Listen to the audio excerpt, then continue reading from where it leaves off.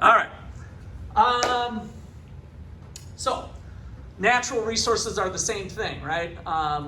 Some natural resources we might be able to modify through doing something to them. So here's what we talked about yesterday with the production process. So what we're measuring with GDP is the dollar value of all final goods and services.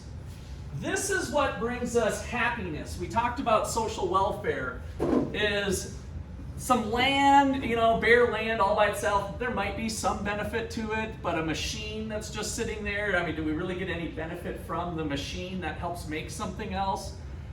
People just sitting idle around. These are the things that we want. The final goods and services is what changes our material well-being. If we're talking about poverty, it's nice to have some food, some clothing, maybe some entertainment and sports, right? So we're measuring the well-being, as we discussed yesterday, the welfare of society through the amount of new goods and services that we have. It's not a perfect measure. That's where we're going to pick up today. There might be some shortcomings to it. But in general, that amount of economic activity has some meaning to us in terms of measuring the welfare of society. And so what this picture is trying to depict is the physical production process that just is amazing to think about. How does this crap get made every day? No one knows how all of it gets made. Not a single person knows how all of the stuff in the United States gets made, right? Do you agree? You might not have ever thought about that, but does any single mind know how everything gets made?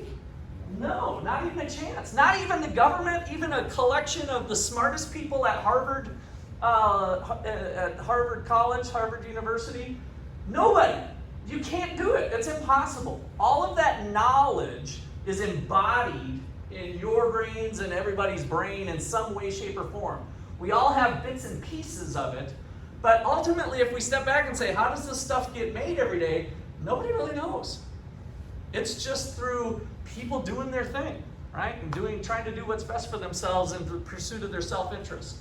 So there's a physical, again, that picture is showing nothing to do with money. I kind of want to separate out the money concept from that picture. What's going on there is that day in and day out, resources of land, labor, and capital are transformed into final goods and services of pizza, shirts, and basketballs, beer and chicken wings, and all the other stuff. It just happens, right? Physically, a physical production process. Okay, and ultimately then that's going to lead us to how we can use GDP and calculate it a couple different ways. All right, so when we talk about happiness and welfare, we're really thinking about the left side over there. So the left side is houses.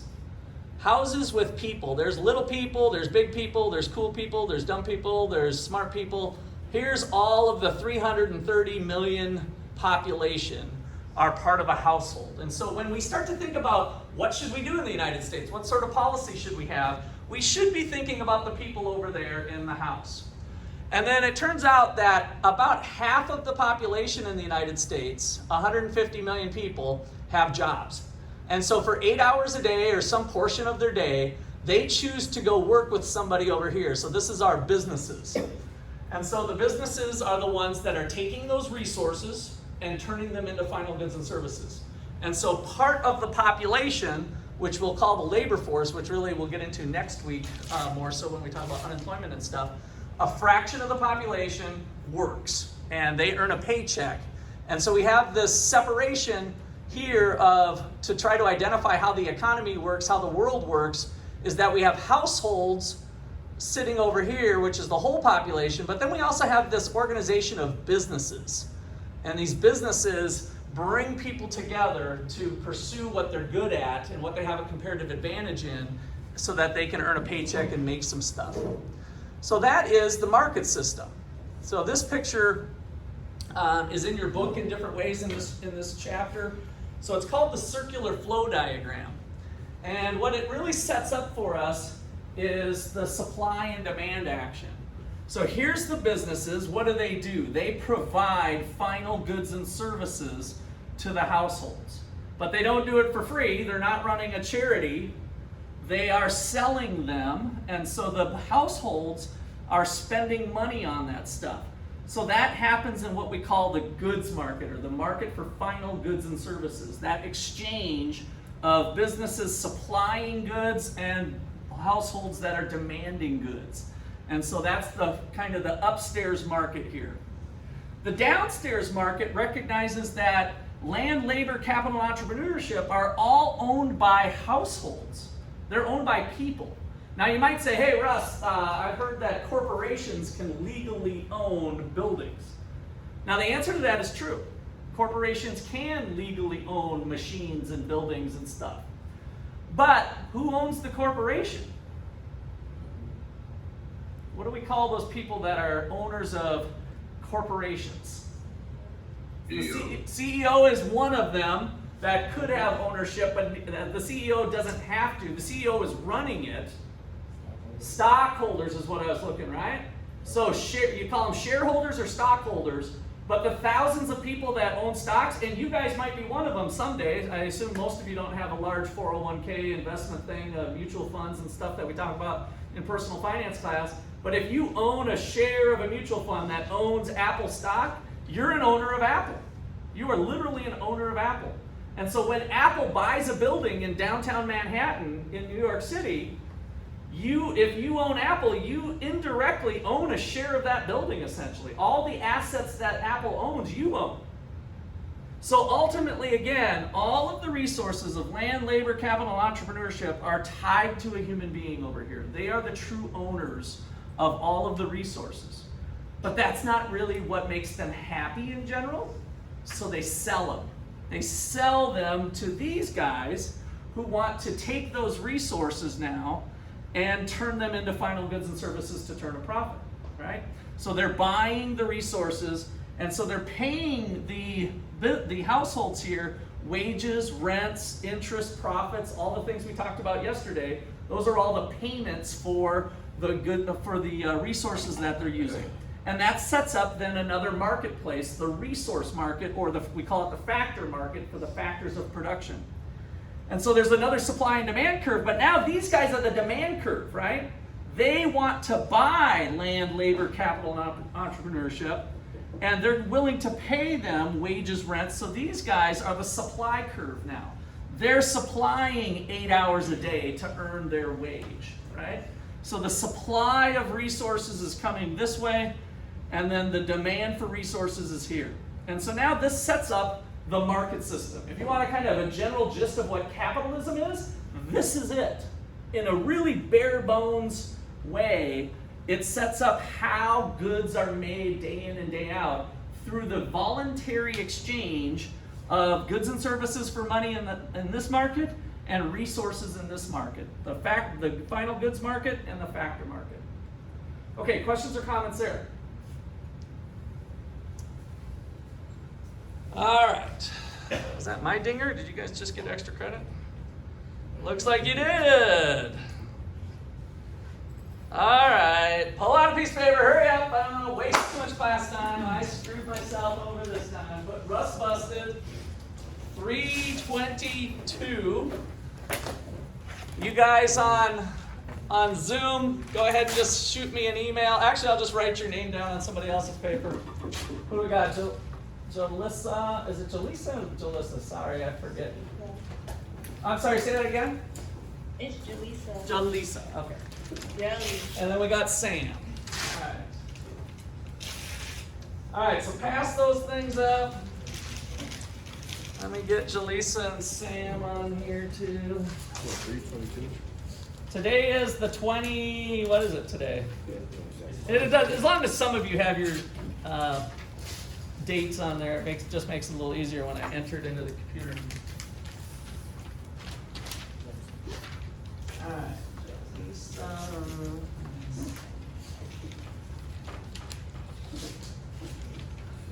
Okay.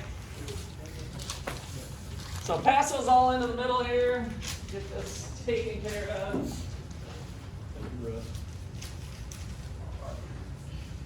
I don't know who dinged me there, but that was my bad. I didn't have it silenced. So you guys all benefit today. All right, so what's missing here is an important part of it, and that's the government. Dun, dun, dun. What does the government do for us? Well, we're going to talk a lot about that in this class, but having laws, police, court system, stuff that helps protect individual property is kind of at the forefront. The size of government can vary. How does China's government size compare to the United States relative to the overall economic activity? Are they bigger or smaller? Chinese government, a little more on the communism side. Is that bigger government? So when I say bigger, let me kind of be clear, because we'll see some stuff this week on that. How much is the GDP for the nation? Roughly the number that I want you guys to keep in mind? 20 trillion, good. So 20 trillion, always kind of remember 20 trillion. And so of that 20 trillion, how much does the government make up? Well, yesterday in your notes, I told you it's about 20%. The federal government, anyway, and the state actually adds more to that, but the federal government makes up about 20% of the activity in the nation. And so how does China's compare? Well, China's might be 40%, or if we go to our socialist friends in France, the government has a bigger role in the economy, and they own more stuff. In America, we believe in individual property rights, right? You get to own your own crap. The government doesn't own much of it, is the philosophy. We're going to drive ownership of resources and final goods and services down to the individual level. In other countries, they're like, oh, I think it'd be better, especially if you're one of the people who run the government, I think it'd be better if I owned everything, right? And I'm the government. And so they have a larger role in it. So we'll talk a lot about that later, but I just want you, as you look at this picture, to remember that even communist governments have markets going on to some degree, but they might be a lot smaller. The market action, the private voluntary part might be a lot smaller. All right, so now, when we plug the government in, we have to recognize that the government uses resources, right? And so some of the resources that were going to the businesses now get derailed to the White House, right? Because somebody needs to clean the toilet in Joe Biden's bathroom. Somebody got hired to do that. That person could have been hired over here working for a company, but they're being hired by the government. So some of the resources that we have at any given point in time are being directed towards the White House. And of course, there's payment for that. The White House doesn't get it for free. We don't have it. We can't force them to work for us for free. So in that regard, it's kind of similar to businesses. They have to pay them a wage. And so G is the government spending. G2 is the government spending that they use to buy some of the resources. And so that ends up being somebody's paycheck, and that person just happens to work for the government. That's this little blue person here. Instead of working here, the blue person works here. Okay? Cool with that? Where does the government buy their weapons of mass destruction? They have to go to a business to buy them. Sometimes it's possible that the government might manufacture some of their own, but again, in the United States, we believe in a system where we'd rather have a private business making those guns or that ammunition and other things. And so they go to Guns R Us and they buy it, right? And so some of this goods and services are going to be flowing to the government through the final goods market. So that's how the government kind of enters that system. That means part of the government spending, G1, is the spending that they do on final goods and services. So that's the second form of spending. So government spending, we started off with them buying resources, G2. Now they're buying weapons of mass destruction, G1. And then we got this kind of interesting wild card here, G3. G3 is what I like to call Robin Hood spending. Who remembers the story of Robin Hood? What did Robin Hood do? Jake? Take from the rich, give to the poor. So the government does what we call transfer payments that we outlined yesterday as well. That transfer payments are part of the system. And so they take from the rich, give to the poor. Take from the healthy, give to the unhealthy, Medicare, Medicaid. Take from the employed, give to the unemployed, unemployment insurance. This is the one that usually hurts students the most. Take from the young, give to the old. What's that one? That's your Social Security. Social Security, right? Take from the young, you guys are working. That money's not sitting in some investment, invested in Apple and Facebook and stuff. That money is simply taken from your paycheck, and it's the FICA. It shows up as FICA on your paycheck. How many of you have seen FICA on your paychecks? That money is taken from you and given to some retiree, somebody that's over the age of 65. That is a pure, a transfer, a taking from you, giving to somebody else. So the government has a large fraction of what they do tied up in these transfer payments. We'll see that later on in the week. I'll just leave that at here, but that's what G3 is. How does the government get money to do all this spending? They have to tax. So where do they collect tax money? They can collect it at the cash register. So when you go to Walmart and you put $100 worth of goods and services on the counter, they ring it up and it comes out to be 110, right? Maybe around 10% tax that's added on that you have to pay. So that is tax that's coming down to the governmental system. Usually sales tax is more local, so it's usually a state tax funds and possibly some local stuff here, even in Ottawa, a fraction of that money. The main place where the federal government gets their money is right here with your paycheck. You got a $1,000 paycheck because you put in X amount of hours at X amount of rate, and so your business says, oh, you owe me $1,000, right? But then they take out the taxes. And so the income tax is T1, and what you're left to spend money on is your gross income minus your taxes, right? That's your after-tax income. That's the amount that you end up in your hands over here that now you can choose to go to Walmart and buy whatever you want with the after-tax income. Okay, the last piece of this one is this idea of public goods. So another thing that the government does is provides public goods, like national security. So when they buy weapons of mass destruction, it's to protect us. And we are all being protected at the same time, right? We are all, you never really think about it this way, this is kind of weird economist stuff, is that you are all consuming national defense right now. Just like you're eating a hamburger for lunch, you are currently consuming national defense. How's it tasting? You guys feel pretty good about national defense right now? You feel pretty safe? How'd you feel about national defense? And you guys are almost too young, I guess. I need to come up with a better example. But if something like, well, we do have, war kicking off here, right? With Ukraine, there's a little bit of uncertainty whether the Russians would be dumb enough to try to send a nuke over to Kansas City or something, and what that would look like. All of a sudden, we might start to say, oh, now I am enjoying national defense. I'm glad we have some things in place that we're not subject to like the Ukraine people are right now, right? Which is totally awful, and we'll talk more about that in different ways. So you guys are all consuming national defense, something that we mostly take for granted, right?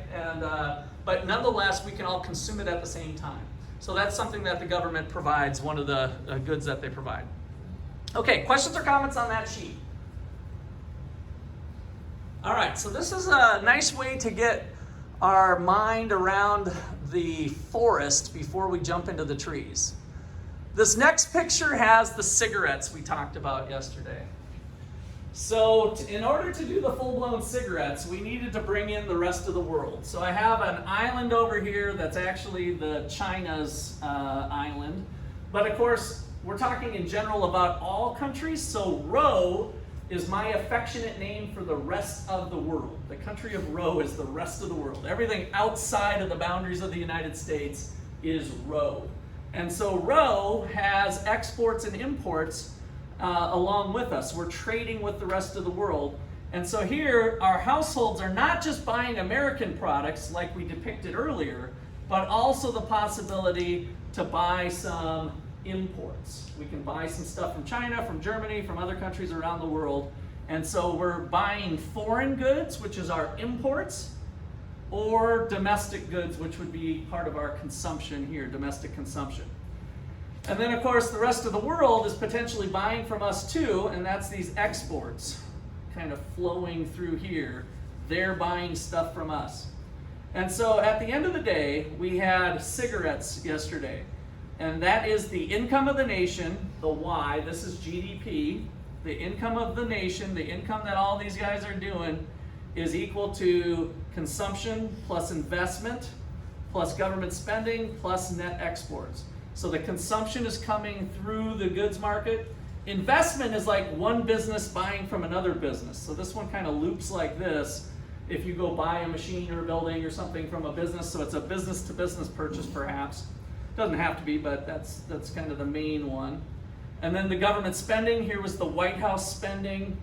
And then finally the rest of the world with net exports. So C plus I plus G plus X gives us kind of the wealth of the nation that generates income that can then be paid to households. All right. Questions or comments there? That's basically a quick summary in a different way of what we did yesterday. This next one is the wealth of nations. So how does a country get wealthier? We're going to spend a lot of time on this throughout the semester. But for starters, I want you to think about how we could build wealth at a future time. So wealth, unlike income, is the amount of assets minus the liabilities. So again, wealth of the nation, it's probably best to think about your personal wealth or your family wealth. If we again froze time right now, and we look at the dollar value of the assets of your family, how much is your house worth? How much are your cars worth? How much are your investments worth, right? You get a number, and maybe you've got 24, let's make you a millionaire, $24 million worth of real assets and $37 million of financial assets. And so there you go, you've got 50, what are we at? $61 million of assets. Because you guys have taken economics class, you listened to what I did, took my personal finance class, and there's you 20 years from now. If you get a little bit of luck and hopefully use a little bit of your noggin, you guys could get there. But then we also have to subtract off any liabilities that we have, any debts. Do I owe anybody some money? So maybe part of my real estate assets is a $10 million loan to some bank, and then I have $1 million worth of other loans. And so my assets minus my liabilities gives us the wealth. So this is the wealth. The wealth of the United States, if we add up everybody's individual wealth, I believe, I haven't looked recently, but I think we're at around $80 trillion now. This was a little bit older. This is just all hypothetical anyway. But that's how we can think about the wealth of the nation, is to add up everybody's individual wealth that are members of society. How does that grow over time? Well, if we go buy consumption goods, beer, pizza, and chicken wings, what do you do the next day? Always. What do most humans do pretty much daily? After you have a big meal, and what do you do the next day? What do you do on the toilet? You take a dump. Yes, you take a shit, you poop it out. Now, is that going to be useful, that poop, to help make other stuff tomorrow? No, it probably causes more of a problem, right? Where does the poop go? We gotta flush it down the drain, right? So we have landfills and all of that stuff. This is what I mean by thinking about what we're doing with our wealth today. If we simply poop out our stuff, which means being wasteful of whatever you do, right? And that could be other things. I wouldn't call a vacation useless by any stretch. I'm a big believer in vacations. But do you have anything tangible to hold on to carry on to the next time frame? You don't have anything physical. You've got something mental with your memories and stuff of your vacation, but you're really not carrying anything forward in terms of wealth. The dollar value of what I own minus the dollar value of what I owe. When you spend money on a $5,000 vacation, there's nothing moving forward other than the mental memories, which again might be totally worth it. I'm not discounting that. But how does the wealth of the nation continue to grow? Instead of buying beer and pizza and chicken wings, we buy tractors. We buy computers. We buy machines. We buy buildings. And that building ends up carrying into the next time period which causes the wealth of the nation to grow. We buy assets, longer-term assets, rather than beer, chicken, and pizza. And so that causes the wealth of the nation to grow, and then we make our choices. And so year by year, how do we accumulate wealth is by using some of our money, not all of it, we want beer and chicken wings too, but some of our money is used to purchase assets and capital equipment. Okay, questions or comments there? The B on there, by the way, is birth. So we have new people, we have resources. If the birth rate is higher than the death rate, then we continue to maybe grow our labor bucket over time, which is what we've been doing as well. All right, that is a snapshot of what we did yesterday in a little bit different way. Okay, so questions or comments there? So I'm trying to measure society's well-being or welfare is where we left off last time. And we needed to recognize that money's not everything, right? But as Uncle Sam said, it's right up there in the top 5, maybe even the top 3. So money is something that can help us to at least get to first base when we start talking about food and poverty and things like that. It certainly is a benefit that way. Oh. There we go. All right, so hopefully that sucker's good. All right, let me take this off of our screen share. We'll be on our way. So yesterday, what was the thing that GDP was missing that we let off with? What did GDP not count? Should be the last thing in your notes. I think we wrote it down anyway.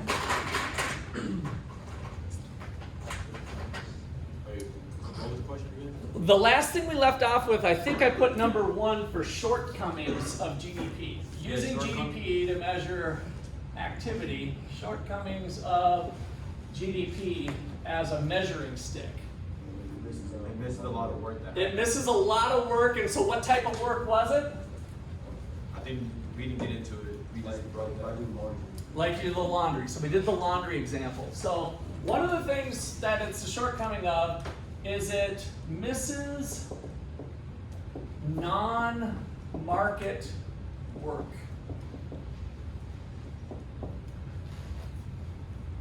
So we mentioned laundry yesterday. Laundry, mowing the lawn, shoveling snow, dishes, doing the dishes. All of that housework. Can you hire all of that stuff out? Yeah, God bless America. You can have, people that live in your house and do that stuff for you. If you hire it out, it gets included in GDP. If you don't hire it out, it doesn't. So GDP misses out on a substantial amount of work, right? Or GDP is not saying you should hire it out or not, but it certainly misses a lot of work that way. How about a stay-at-home dad? Is that good for society or bad that we have a parent that chooses to stay home with their kids? They've got, let's say, 3 kids. Stay-at-home dad. Good for society or bad for society that we have some dads that are choosing to stay home and watch their kids? What do you think? Good for society or bad for society? Bad? Really? It could be good depending on, because some dads some dads, even though they don't work, they technically do kind of work because they. Okay, yeah. Is watching kids work? Yeah. Yes, definitely, right? Especially if we have an engaged one. So my question is, what's your gut feeling? Some of you might have studied this, but what's your gut feeling? Do kids that have moms and dads that stay home with them during their formative years, let's just say even up till age 5, maybe till they go to school or something, do you think they are better adjusted as human beings or not as good? Is that a good thing or bad thing compared to daycare? think it's a little bit more better because you get like, even though you get that one-on-one time with your kid, Yeah. you're still able to teach them a lot more than what other people would teach them. Okay. Ben? Bad because your kids aren't developing like the relationships. Okay. So dad never takes them to the park. Dad never takes them to the park and never does other sorts of connections with other kids. They could, right? I know what you mean. If there's connections, but so is it for sure bad, or would you say at worst it's probably even? Probably even, right? So, and I think that, you know, the structure of the family, there's actually, you guys wouldn't know this necessarily, but having stronger family relationships turns out to usually be a pretty good thing for outcomes. So I think it probably hedges towards good. Of course, we're not talking about the heroin crack addict dad here, right? We're talking about, in general, on average, a loving parent choosing to stay home with their kids is probably good. But it would actually cause GDP to go down.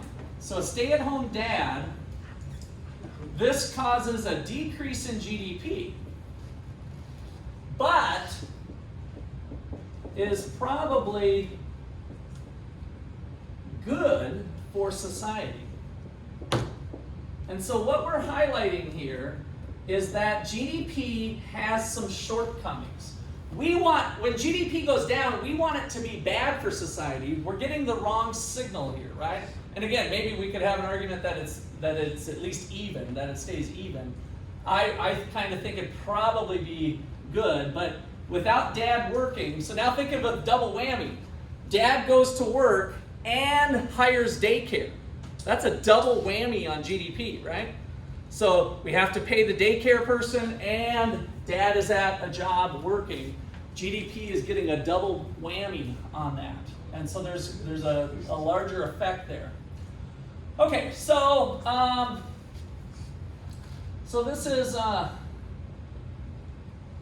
example of GDP not showing an increase in welfare for society.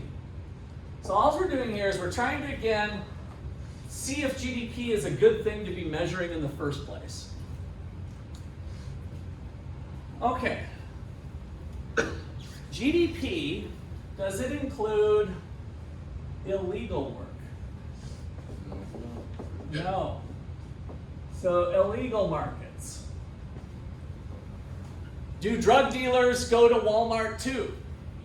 Yeah, right? So they're part of the economy. So all we're saying is that GDP is missing out on illegal markets. They're missing out on some economic activity. So illegal markets are not included in GDP. And then what happens when we legalize marijuana? What happens to GDP? It goes up, right? So all of a sudden GDP is now reflecting some of that. So with illegal markets, it was not in there, but if we legalize pot, leads to an increase in GDP. Does everybody agree that legalizing pot is good for society? Yes. It's usually easy to get the college students to do that. But let me push you a little bit further. Should we legalize all drugs? No. Would that be something beneficial to society? Heroin, crack, fentanyl, like we just let it all go. Like screw it. Everything's legal. You're not gonna go to jail. You're not. Everything's fine. You choose, right? The optimal thing here of live and let live.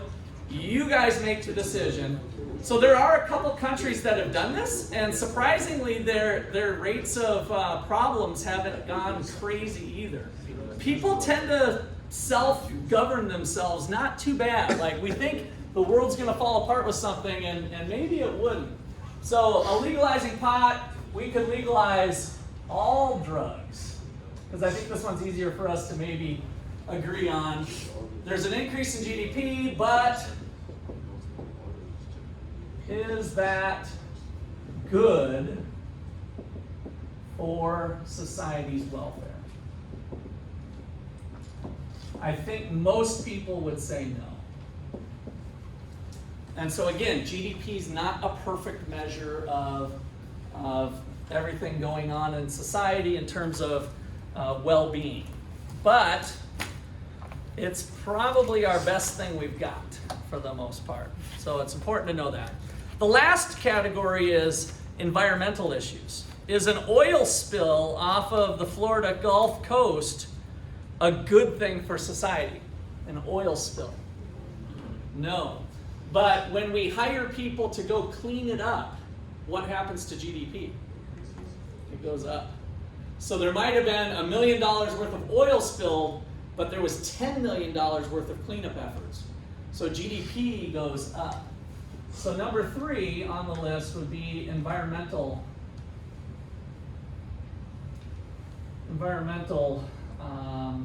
goods or issues. Let's just put issues, I guess. So example, oil spill is bad, but the cleanup efforts lead to an increase in GDP.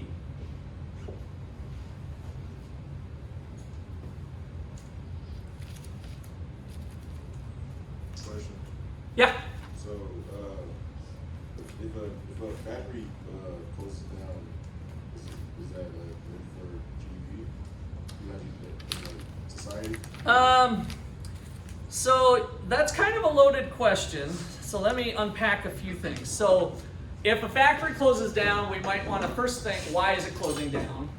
So if they weren't making money, then that means they weren't adding value to society, right? So imagine just simple business here. The factory makes $100 items, $100 of these things, and they sell them for $120, and they make a profit, right? And that keeps the corporation going.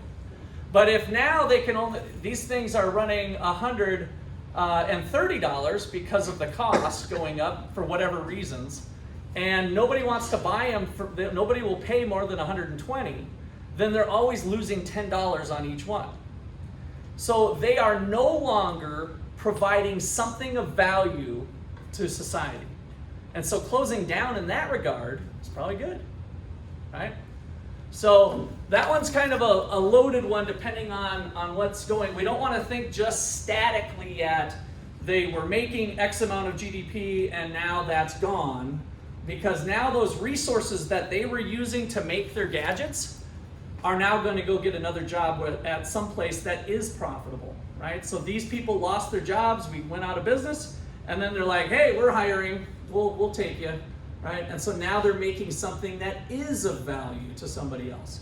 And so the shuffling that goes on might just be something real temporary, and that's the market way of moving resources into better uses. And that's that invisible hand thing that Adam Smith talked about. It wasn't through the central government saying, factory, you're shut down, yours is going to be good, right? It's not Joe Biden in the White House pointing resources to where they need to go.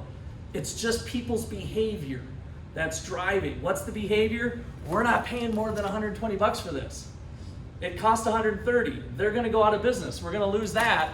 But now there's something else emerges as those resources are freed up from the factory that's going under. They're now being utilized somewhere else. Those resources don't disappear, right? They're just there. Jay. So like, kind of like what he was talking about. So you know how like there's different some different what is that? Chuck E. Cheese, like a Chuck E. Cheese business might shut down in one town. Mm-hmm. Would that be good or would that be bad? It's probably good, I guess is what I'm saying. And it's good because they weren't adding value anymore. If there wasn't enough people and kids going in, playing their video games and buying the pizza, then it wasn't a sustainable business. And so once those people get laid off, then they move to somewhere else. Now, here's the thing though, with sometimes Chuck E. Cheese, or we could get something a little more, is there some wasted assets? Possibly, right? The video games, maybe they can be sold to somebody else and it goes to a bowling alley, right? Some of the games that were in Chuck E. Cheese get moved over somewhere else. So some of them might be able to be moved, but some of them may not. But then we've got this empty building, And now that's a resource that somebody else, you guys have seen hundreds of buildings be changed into something else, right? Maybe it's an office complex, or maybe it's another grocery store that can do their thing out of Chuck E. Cheese. Maybe it's a pot business, right? It's a dispensary. Oh, that Chuck E. Cheese will be perfect. In fact, let's keep those games that are all spacey, so when people come in high, they'll just enjoy the atmosphere a little bit better. So what if a company's like polluting, which is bad for the environment? Polluting? Polluting, but it's bad for the environment, but it's also good for GDP. Yeah, so that falls into this one. So yeah, if there is pollution going on, there might be GDP's like higher than it should be, right? Because they're not paying for the atmosphere. And so that's the externalities. So from microclass, if you guys didn't have microeconomics yet, that's when we talk about externalities.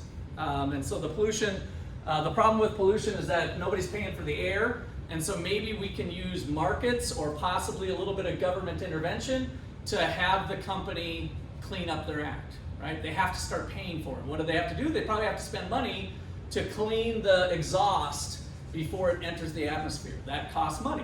So, but now they have to spend money on equipment to clean the air, right? And so what happens to GDP when they buy the equipment? It goes up, right? So the equipment ends up increasing GDP. So GDP was too low. So that one actually, when we identify proper property rights, cleaning up the pollution gave us the right signal, right? So there was actually pollution going on. The company had to buy a new machine, GDP went up, and the environment got cleaner. So that's good for society's welfare, society's well-being. Okay, anything else there? All right, so one other problem with GDP is the way it's calculated has pricing into it. So the fourth shortcoming is prices and GDP. Okay, so recall from yesterday that GDP was equal to the sum of the dollar value of all final goods and services produced within the nation's boundaries over the course of the year. So this is the price of chicken wings times the quantity of chicken wings. The price of beer times the quantity of beer, right? So we're adding up, you guys have this in your notes from yesterday, that long equation of adding up all the dollar value of all the stuff. Okay, so if price goes up and quantity stays the same, let's write that out. If there's an increase in prices, but quantity stays constant, are we better off? Are we happier? Do we have more welfare? So from this equation, GDP goes up next year, but the reason it went up is that this went up, prices went up like they're doing now, but this one stayed constant. So in math class, you might remember putting a bar over something. That just means it stays fixed. So this stays fixed, this goes up. Are we happier when stuff is more expensive, but yet we didn't get more stuff? No, right? That's bad. So prices going up without this going up is actually bad. And so we need to figure that one out, which we're going to spend some time on. So if prices go up, quantities, are we better off? The answer is a big no, right? So we get happy from Q. Q makes us happy, not P is the bottom line. Price is irrelevant. How many cans of soda do I get to drink? How many slices of pizza do I have? Does it really matter if the pizza was $300 or $30? It matters if your income didn't reflect it. So let me put it to you. I guess this might be a good way to snapshot into this, or we're going to spend a decent amount of time on this. But if you currently make $40,000 a year, and pizza runs $20. You with me? And now Pizza runs $40. We're going to double the price of pizza. But we're also going to double your income from $40,000 to $80,000. Are you any worse off? No, right? So the prices don't matter as long as the price of your wage stays with the prices. If we double everything, it doesn't matter. So the thing that gives you happiness is the amount of pizza that you can actually buy in a given year. How many slices are you going to get at the buffet thing tonight? That's what drives your happiness, or the welfare of society, is the quantities. All right, so we need to address this one, and this is going to kind of open up the door for talking about inflation, which is quite a hot button topic. It'll be good for you guys to have this off the top of your head. And you can talk to your moms and dads and brothers and sisters and friends and family a little bit better about what inflation is and where it comes from. All right, so how do we measure inflation? We're going to filter out that effect. So maybe I'll add that on as one last thing before we jump into this. So the key point is we have a solution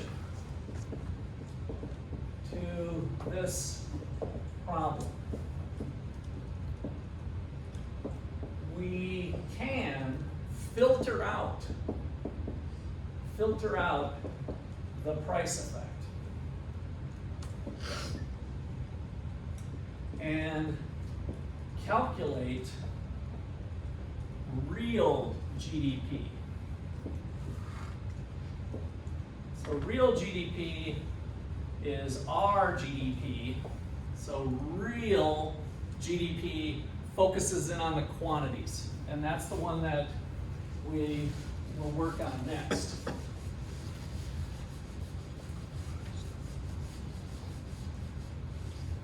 Okay, so we'll just jump right into an example. So let's make a table of numbers here. We got 1, 2, 3, 4, 5, 6, 7, 8 columns of information. So get ready. So here we got the year is our first thing. So we got year, let's go year 1, let's just do year 1, 2, 3, 4, 5, 6. And then we've got good 1 and good 2. Could be anything, could be beer and chicken wings, but we're just going to have 2 subset of goods, good 1 and good 2. So the next 4 columns end up being the price of good 1, the quantity of good 1, the price of good 2, the quantity of good 2. All right, so let's say that in year 1, the price of good 1 goes from 7 to 8 to 9 to 11, then it stays at 11 and then jumps to 13. And the quantity is at 25 and then drops down to 21 and then jumps up to 24, 25, 26, and then 28. And then good 2 starts off at a price of $8, and then it goes to 9, jumps to 10, stays at 10, falls back to 9, and then goes up to 10.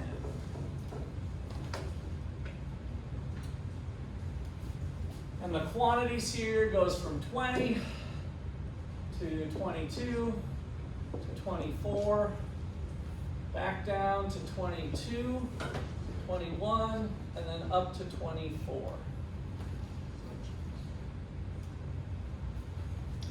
Okay, I had this as a loose guide, but if you couldn't tell, I was making up numbers as I went because I'm going to rely on you guys.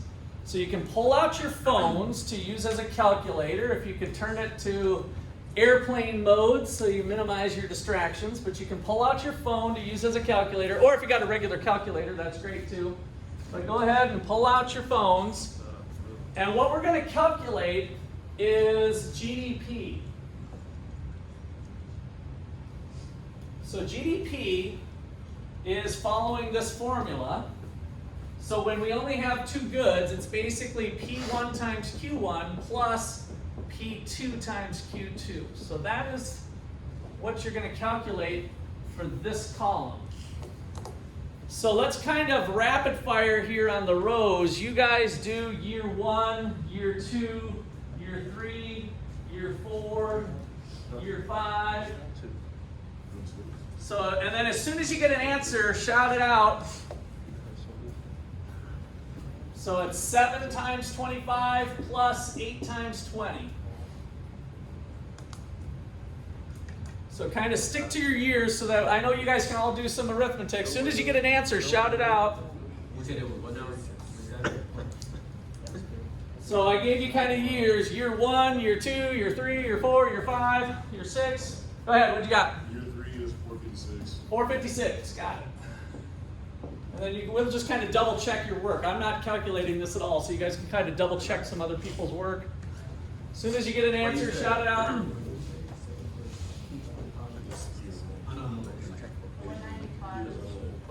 195. Which one? Year 4? 195. 495. 495. I thought that seemed awfully low. Okay, 495.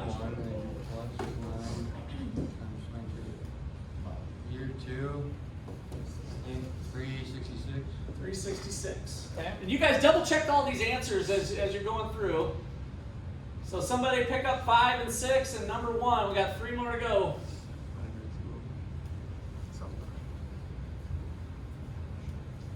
Number 1 is 335. 335. Okay. Go ahead if you got it. Or are you just stretching? Yeah, Kobe. 475. Oh, 475 is what? Year 5. Year 5, you guys, that, okay? And then we need 6.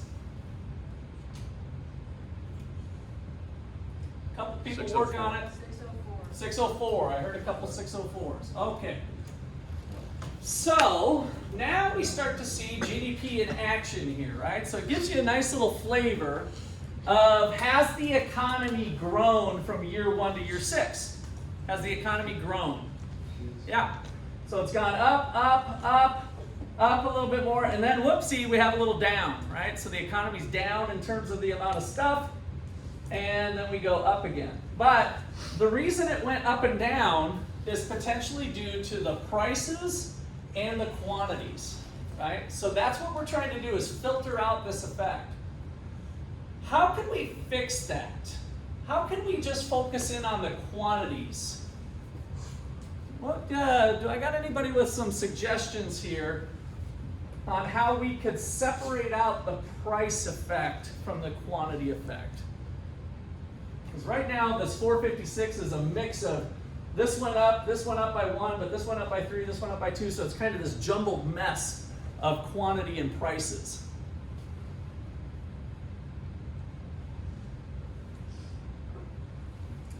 What's causing the problem that we're trying to fix again? Is it prices or quantities?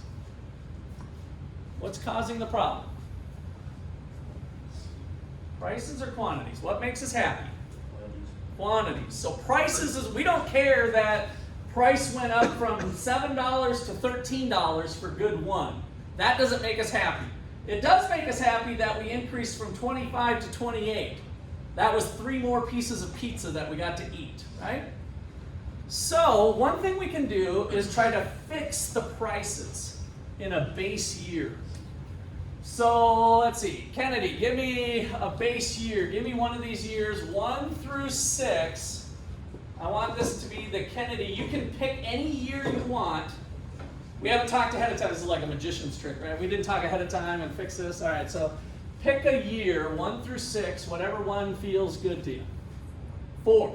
All right, so this is going to be the base year.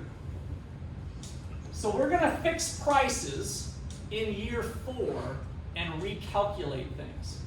So now, the same ones you guys did, I want you to use $11 and $10 and recalculate all of the numbers. So we're not going to use in year 1 the 7, we're going to use 11 instead. So we're fixing the prices to the Kennedy base year. So So go ahead and start recalculating. You're only using 11 and 10, these two prices. We're fixing the prices. And then as soon as you get an answer, shout it out. And I should have heard an answer already from my people who had year 4. For number 2, it's 451. 451 for number 2, 451.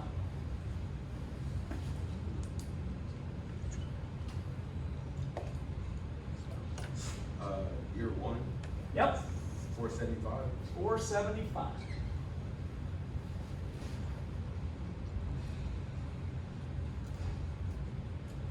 Who's my year 4 people? You have the easy one, just as a hint.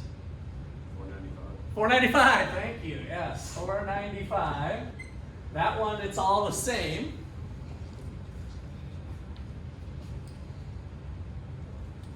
Year 3, 504.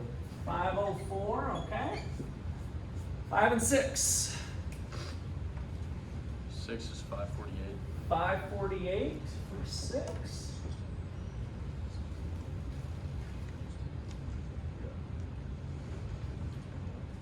Year 5 is 496. 496. Did other people get those numbers? No. Does that look about right? Or anybody get something different I'll say this.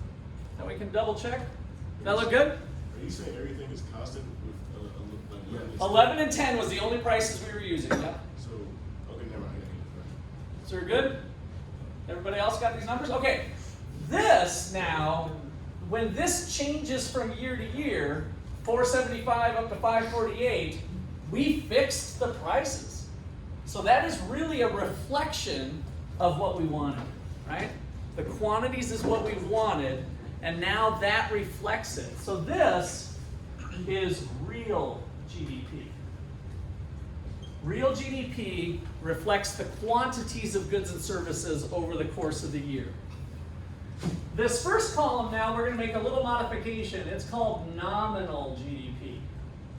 So the N is nominal GDP, which I think I'll actually write out later. But nominal GDP, which is using the current year prices, versus real GDP. Okay, we got one last thing we're going to calculate. How many of you have heard of the Consumer Price Index? CPI, does that ring a bell maybe from the radio or something else from life way back when? Well, that's what's been closely monitored. When we say that there's inflation, they're following the Consumer Price Index. So now what we're going to do next is we're going to create our own index, but since we're using GDP, it's called the GDP deflator. But it's just a price index. Here's how it works. We're going to calculate the level of prices. So I'll define some of this here in a bit. The price level is equal to the ratio of nominal GDP over real GDP. So now you're going to take this number and divide it by this number. Go ahead and pick some and shout them out as you get them. The price level, nominal GDP divided by real GDP. So get the calculators going again. What is the price level? And you can give it to me up to like 3 digits. 2 digits past the decimal is fine. Or actually it's 3 for this one. It's going to be a little bit before. But as soon as you get an answer, shout it out. Just tell me what year. 0.71 for year 1. 0.71 for year 1. 0.71. 0.81 for year 2. 0.81 for year 2. Year 4 is pretty easy again. What's Kennedy? I should go to Kennedy for this one. Kennedy, I want you to do year 4. Since you picked it, it's all your fault. You calculate year 4. So everybody else give me the other years. 3, 5, and 6. 3, 5, and 6. Yeah, Kobe. 5.96. Is 0.96. 3 is 0.9. 3 is 0.9. And then year 6. And then we got to go to Kennedy for the final. 1.1. 1.1 for year 6. Yes, sir. And Kennedy. 1. Thank you. All right. 1.00. All right. So notice what we're doing here with the index is that Kennedy picked the base year, and so we're basing all the other years around that one. So this is our starting place, so to speak, our reference point. It was just Kennedy's base year of 1. Now there's one other thing that we do at the price level, mostly just to screw up students, and that is we multiply this times 100. I didn't want to tell you what we were doing at first place because it ends up being a little screwy, but we're going to say that the price index number was 100. So we're going to shift these over 2 decimal places each time. So instead of saying 0.81, the price level is 81. And the price level is 71 for year 1. Here it's 110. And here it's 96. What percent higher were prices? What kind of inflation did we have from year 4 to year 6? What kind of inflation did we have? How much did prices climb by? What was the amount of inflation in percentage terms? Because that's how we usually talk about inflation. 10, right? 10%. So that's why we do this, is now relative to the base year, we can say prices climbed 10%. So does anybody know what the inflation rate is running about now that you've heard on the news? 7.5. 7.5, somewhere in the 7s. Yeah, I can't remember what even the last report, if it was 7.9 or 7.5. Let's just say 7.5. And so prices climbed 7.5% higher than the previous year. So something that you spent $100 on at Walmart would now be about $107.50 today. That's inflation. And that's what we just measured here by putting all of these numbers together. All right, so let's put down, to wrap things up here, some of the definitions and what we can do with it.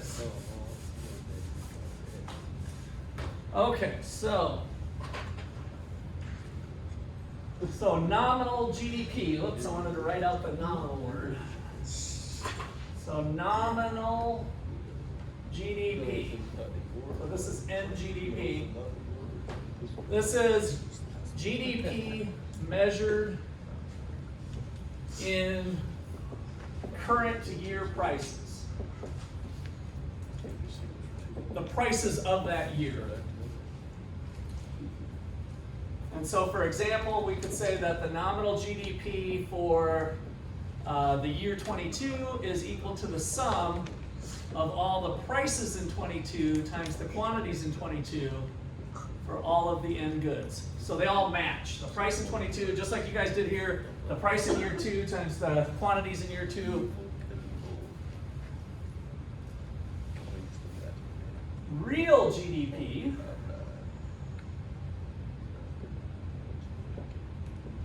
is GDP measured in terms of base year prices.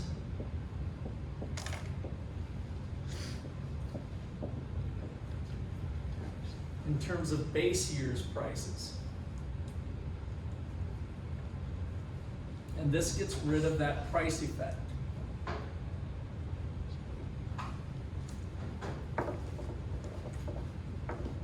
The price level, or the price level, or the price index, the price level is the ratio of nominal GDP and real GDP.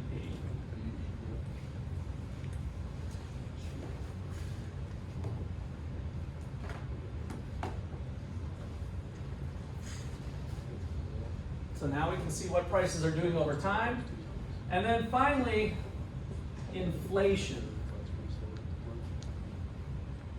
which I'm going to use the pi symbol for shorthand, which I know I did for profits and micro, so I apologize, but this is macro class. So inflation is equal to the percentage change in the price level. So we take the new number minus the old number, divide it by the old number. So from year 4 to year 6, 110 minus 100 equals 10. 10 divided by 100 equaled the 10%. So 110 minus 100 divided by 100 gives us the 0.1, which equals 10% inflation from our example. Whew. All right, we will pick up there on Thursday. Nice job. We got a little bit more to talk on inflation and calculations. So again, read chapter 7 as your homework. I think this would be a really good chapter to go in and actually read. Those of you who aren't reading, you might want to start. Or you could start to work on the homework, but we're doing chapter 6 and 7, and remember, I'm doing chapter 7 right now. I did it in reverse because that makes a little more sense with what we do in chapter 6. So we're doing chapter 7. See you Thursday. Attendance, yeah, let's see, who's here? Okay, let's see. Augie, Kennedy, Bill, Will, you were here, right? Yeah. Sienna wasn't, Chris was here, Ben was here, Jay was here, Drea was not, Anna, you were here, right? Janaya, Drea's here. Okay, Drea. Good, well that means you're feeling better. All right, Corey. Here. Evan's gone, Yaren, you were here. Rayleigh was gone, Ian, Marana, Andrew, gotcha. Robert, gotcha. Jaleesa was online. Jerice, you're not here. Emily was here. Javian was here. Kobe was here. Okay, who didn't I get? Samad, gotcha. Luke. What's your last name again, Luke? Sharp. All right, you gonna start coming now regular? I'm trying. Yeah, you should.